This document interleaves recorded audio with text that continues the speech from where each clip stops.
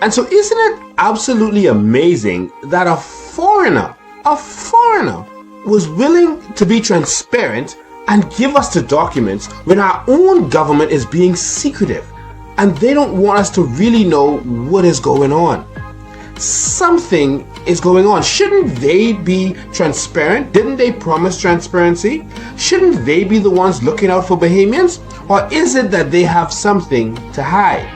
Well, this is the dreaded document that persons have been calling for, and people have been saying release the documents. And guess what? Last week we even insisted that they release the documents. And here it is. This is the infamous lease from the government itself to Sandy Key Development Company. This lease was entered into with Sandy Key on the 20th of April in 2012. And you can look at the details of this lease. And as you look at the details of lease, you're going to see some very strange things in here that may shock you. And it's the terms that the government agreed to that was most worrisome for me. And so this indenture of lease leases our seabed to Sandy Key. And it does so for 25 years. And so this lease gives them the rights, the sole rights to that area for 25 years. And so to get access to 500 square miles of our seabed to be able to mine, all they had to do was pay $7,500 per year. Of course, it increased from years 3 to 7. It goes up to $8,250. From years 8 to 12, it goes up to $900. From years 9,000. From years 13 to 17, it goes up. And so there's a scale. But this is nothing. The most that they will ever pay is $11,250 for the entire year to be able to mine this product worth billions and billions of dollars. In fact, based on their numbers, it's worth trillions. You can't even rent an apartment for $7,500 a year.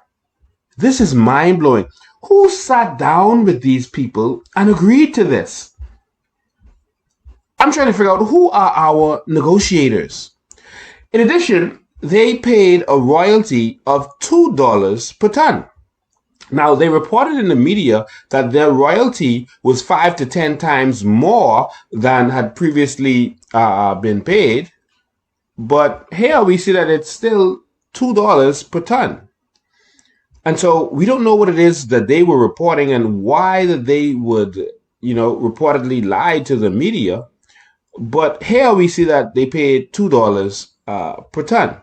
And if you continued, maybe this was the reason they said that they would be paying more, is because it says that a royalty computed at $2 per ton for the demised minerals exported from the Bahamas, encompassing the first 5 years of the lease, after which the royalty shall be computed as 10% of the sales price, with a minimum fee of $2 per ton, up to a maximum fee of $12 per ton for the demised mineral exported from the Bahamas. So in other words, they're saying that for the first 5 years, you'll just pay $2. After that, we're going to add a little percentage on it to make it 10% of the sales price.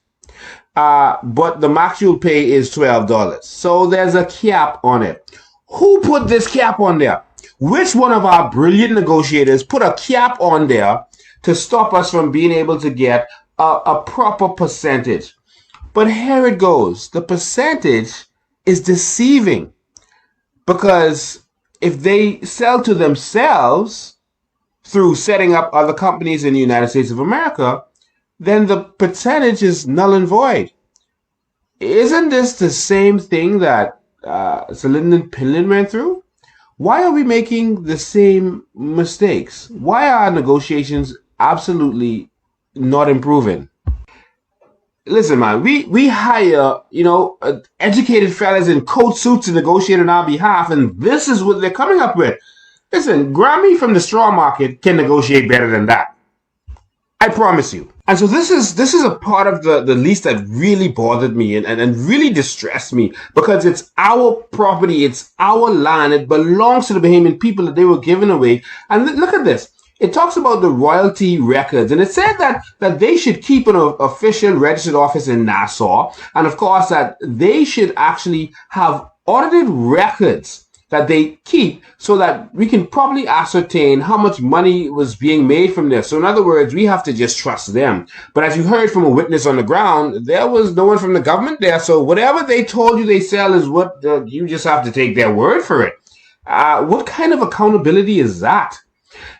But with this, it says that they should allow the lessor, which is the government, and any agents and contractors that they have for that purposes, to be able to inspect the accounts and the documents and everything else, and be able to take copies of that as they wish, to be able to see what the records are, how much of our aragonite is really being taken out. But it says that the government should treat this information as confidential and shall not be disclosed to any other person. And so while our aragonite is being taken out of the country, the government has to keep it secret as to exactly how much aragonite is taken out and exactly how much is made from this aragonite. Who signed this deal? This is treason. We should be living in an era of transparency, and if it's our aragonite, the public should know. The government actually put in this lease that they will not tell the public how much aragonite is being taken from this country. And we sit down and allow this abuse. If you look at the document carefully, it literally says that as they're exploring the seabed, if they discover anything, if they find anything, and all of the things that they discover, that it must be kept secret, that they must give a report, and this report will be kept secret from the Bahamian people. This is right here in writing, that this will be kept secret. No matter what they discover, no matter what is going on, everything must be a secret from you. That is what was put in writing. Not that is what the investor wanted. That's what your government wanted. And so after giving them the ridiculous sweetheart deal of $2 per metric ton, they go on to give them more concessions. After they can make billions off of this $2 per ton deal, now they say that the government will charge them no customs duties on anything. Tariffs, emergency taxes, no excise taxes, no fuel taxes, no export taxes, or other duties, taxes levied, fees, or charges of any kind whatsoever shall be levied or charged or collected by the government, the lessor, or any agent thereof, upon or against any article of material of any nature, including without limitation the materials and everything else that they're doing. Who signed this deal? Who signed this? We need some new negotiators.